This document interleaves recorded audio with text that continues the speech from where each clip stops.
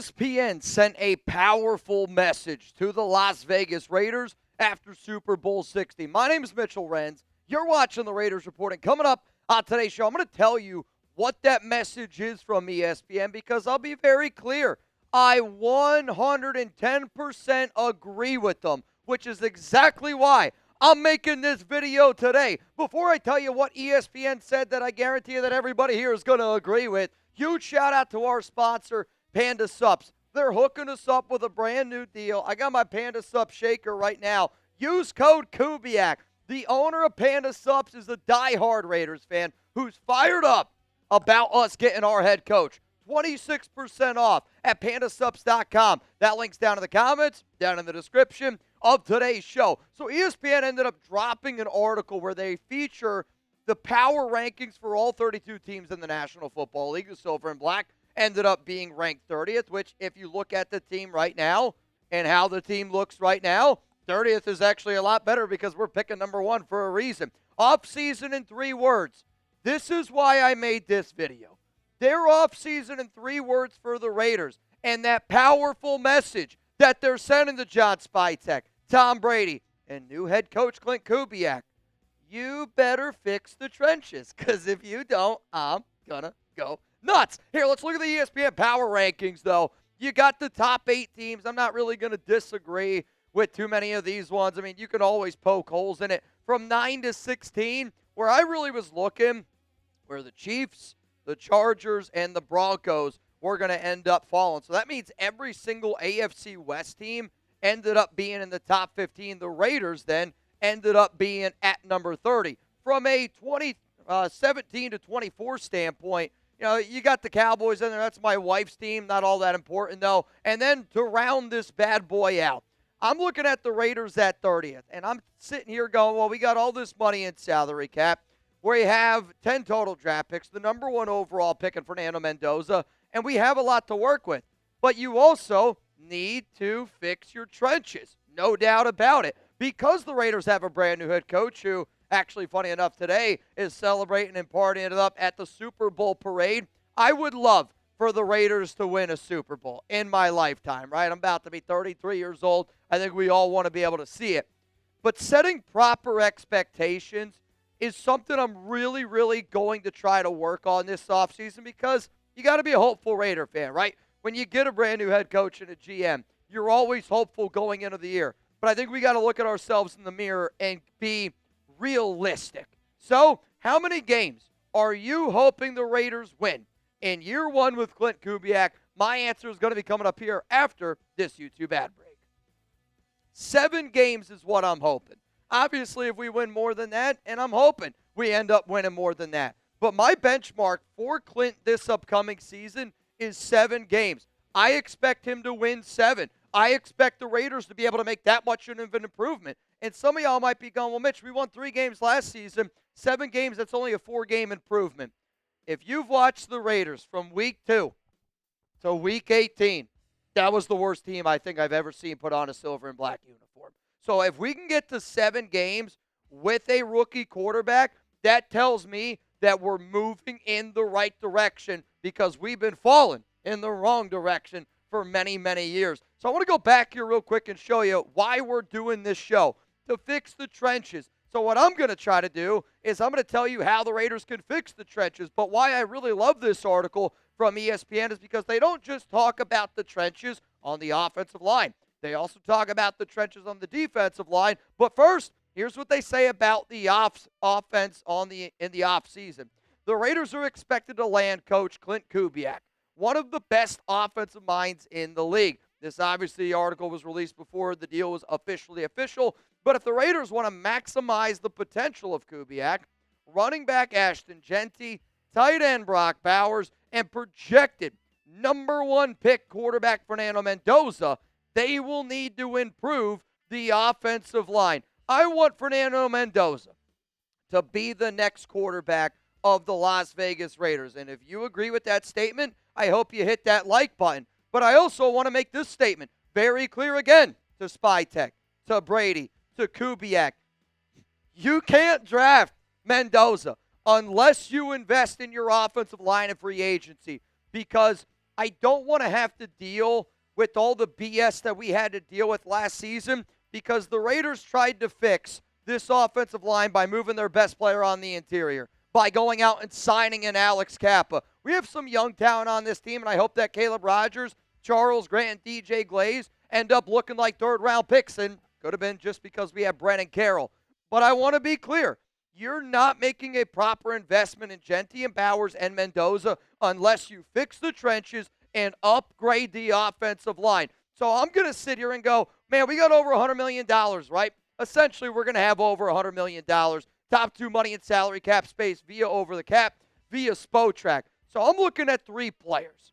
And the 3 players that I'm really looking at to help us fix our trenches is there's an offensive guard, there's an offensive tackle, and there is a center. If you want to prioritize certain players, I personally think that that would be a really smart thing to do. Now, it also depends maybe on the development of a DJ Glaze. Maybe it depends on the development of a Charles Grant, of some of these other younger players. But overall, how you spend your money is really going to determine where we go with a lot of these pieces this offseason. Now, here's the one thing that I do know. This is going to be an unbelievably entertaining offseason. Make sure you're subscribed. Make sure your notifications are turned on. And if you're a new watcher here on the Raiders Report, there's a reason why we're the #1 most watched Raiders show in the world. We have an unbelievable community, and I try to make videos that will make you a smarter Raiders fan. Let's look at this Raiders offensive line because Colt Miller, JPJ are really the only 2 players that I can lock in right now and say, those are going to be your starters. Then you got to figure out who's going to replace Dylan Parham. Are you going to bring back Jordan Meredith? I think you're probably going to end up cutting Alex Kappa. And then between Rodgers, DJ Glaze, and Charles Grant, if none of those 3 players are ready to take that next step, then you have to consider who you bring back. Let's just play a game here. Let's say you're not ready to start Caleb Rogers. Let's say DJ Glaze can't go inside. Dylan Parham doesn't end up coming out. Maybe a smart player to go out and get is guard who played for the Buffalo Bills last season, David Edwards. I would say he's the top offensive guard on the market. Over 2,000 snaps at left guard the past 2 seasons, 3 sacks allowed. Spytek's market value for him is $19.9 million. It's a lot of money, right? It's a lot of money. But the way that I want the Raiders to go out and spend this offseason is the way that my wife spends our Target credit card. She knows it's on me. And I know it's on Mark Davis. So if we got to spend some money to fix the trenches, damn it, we got to do it. Now let's play a game where, let's say the Raiders don't want to start Charles Grant. Let's say they don't want to start DJ Glaze at right tackle. Then I think you got to look at a dude like Braden Smith, who's the top right tackle on the open market. 105 starts underneath his belt since 2018. Is used to playing in a Kubiak style of offense in Indy, which was a run-first team, no doubt about it. And you got to be able to protect your young quarterback in Fernando Mendoza. Now let's play a game where you only have JPJ on the interior. And y'all know I love Jackson Powers Johnson at center. But I do think what's most important is to make sure that you get the 5 best guys on the offensive line. And I would say this to JPJ. You know, Jackson, I think you're going to make a lot more being an offensive guard next to Tyler Linderbaum than you would being a center on any NFL team. And that's coming from me. The top interior offensive lineman on the open market is Linderbaum, and you can see the market value, 17.7, already based on reports. He's going to get over $20 million. I'm telling you right now, Tyler Linderbaum is going to get over $20 million. You know what's really cool, though?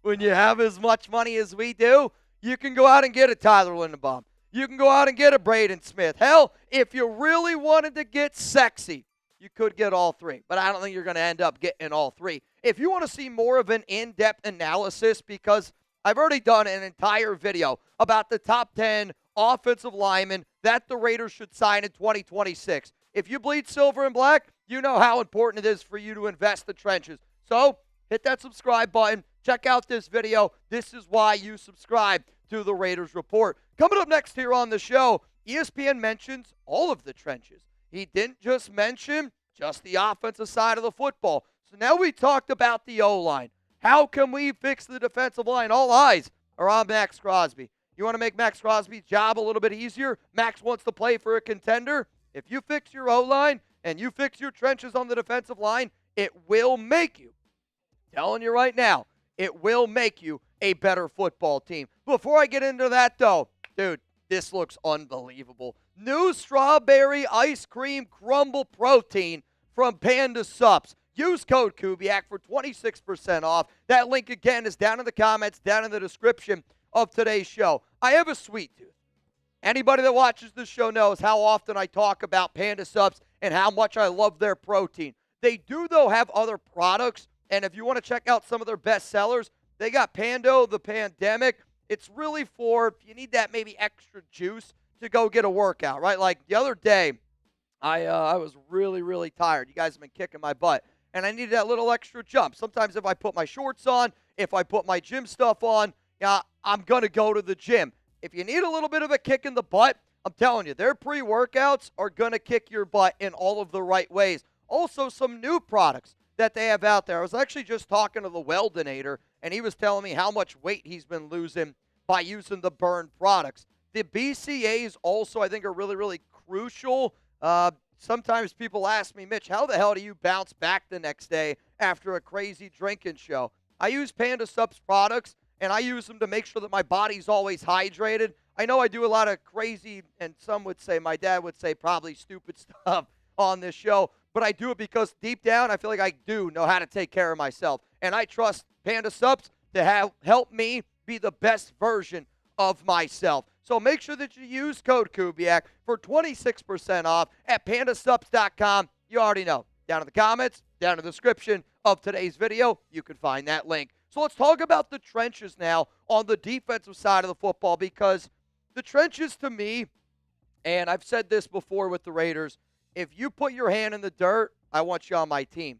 But I also think when you're the Raiders, you have to consider you have to replace defensive ends, and you're going to have to get some extra depth there at defensive tackle. Here's what ESPN had to say about fixing those trenches on the defensive side. Las Vegas will need to bring in reinforcements up front to improve its pass rush. Outside of defensive end Maxx Crosby, the Raiders struggle to provide consistent pressure on the quarterback. Expect them to invest heavily in the trenches this offseason. So let's first look at the defensive tackles, because we need to be able to get better defensive tackles, and since we don't have Christian Wilkins, we've been a little bit more limited in that regard. With Thomas Booker being a free agent, Adam Butler's getting up there in age. You got John Olalu, Tonka Hemingway, J.J. Pegues. You drafted both of those players last season, but we just don't have a lot of talent on the interior. You could tell me I'm crazy. I'm going to tell you that we don't have a lot of talent on the interior. So who am I going to look at? The best defensive tackle on the open market, and that's John Franklin Myers. So you could steal him away from your AFC West rival, back-to-back seasons with 7 sacks. And what I like about this combination, Franklin Myers is good at getting after the quarterback as a defensive tackle. And when you look at a guy like Tonka Hemingway, J.J. Pegues, I don't really think that's as much of one of their strengths. So if you have John Franklin, you have Adam Butler, you can use those two guys a little bit more. And then there's that healthy rotation of Hemingway, the healthy rotation of Pegues, the healthy rotation of John Olalu. How many times do we say bridge quarterback? Can we find a bridge defensive tackle that's going to be really solid for us for the next few years? That's not going to cost all that much money. Sheldon Rankins, 6'2", 305-pound, big boy on the interior, a veteran.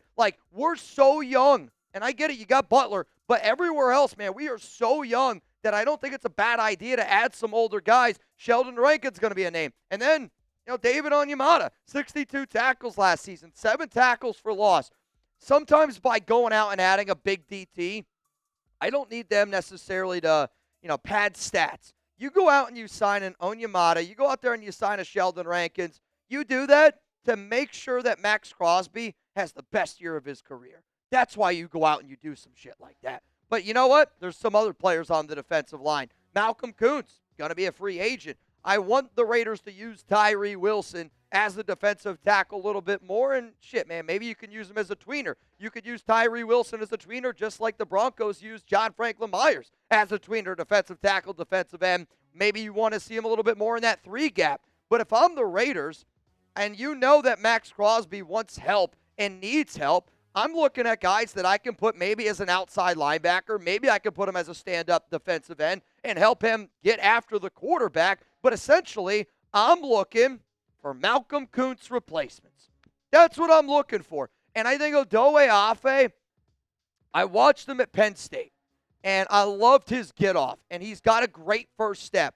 And the fact that the Raiders were so interested in Jesse Minter, I think that also shows that when you're interested that much in a coach, you're interested in his players. And I do think he'd be a great replacement for Malcolm. 17.5 sacks the past 2 seasons in 34 games. Sure, it's 15 to 20 million, but I'm willing to spend 15 to 20 million dollars on getting somebody that I know will make Maxx Crosby and will make everybody else on that defense much better. If you don't want to spend as much money, well, then you can look at maybe somebody along the lines of Boye Mafe, who just won a Super Bowl. And I know Kubiak's the guy on the offensive side of the football, but there's been a lot of rumors that Kubiak could be bringing some of his guys over. You want to instill this gritty competitiveness that, Kubiak talks so highly about with Mike McDonald. Maybe Boye Mafe can help you do that. If you want to roll the dice a little bit more, you can go with Jalen Phillips. And I think Phillips is an outstanding player. He's just had so many injuries to the Achilles, to his lower extremities that have kind of paid a little bit of a toll. I believe Phillips ends up staying in Philadelphia. I really do. But I'll also say, because of the injury history, you might be able to get him on honestly, dude, like a Malcolm Kuntz type deal last year. And I know the Malcolm deal didn't work out well. It was essentially a 1-year, $12 million prove-it year.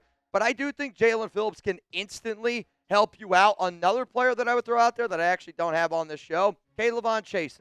I would love for the Raiders to figure out a way to bring back K'Lavon Chaisson. Now, he's going to get paid a little bit more. We could have had him last year much cheaper. He's going to get paid a little bit more. And if any of y'all are trying to hang out with me, now that it's officially the off season, my live schedule, my schedule in general, it's going to continue to change. So I want to try to do a good job just letting y'all know when I am going to be live. Obviously, if there's breaking news, if there's a big enough story, you already know. I'm going to be here. I'm going to be live. Friday happy hour is something that I love to be able to do where we just sit back, we kick it, talk a little Raiders, and yeah, you're damn right. We have a few drinks. Friday happy hour. Make sure you're here, 3 p.m. Eastern time. Klint Kubiak's birthday is actually going to be on Tuesday, and it's going to be my normal live time, 4 p.m. Eastern. But you know who else has got a birthday coming up? This guy right here. And my dad's going to be in the building. My dad's girlfriend's going to be in the building. My wife might be in the building. But this party's starting a little bit earlier, and I'm doing that just because I don't get so much time to hang out with my family. I don't get as much time to hang out with my dad. So we're going to try to get the party going. We're going to get out of here a little bit earlier. But at the end of the day, I know how much you guys rock with me. I know how much you love rocking with each other on the Raiders Report. And if you're ready to rock and roll this week, there's going to be a lot of celebrating here on the Raiders Report.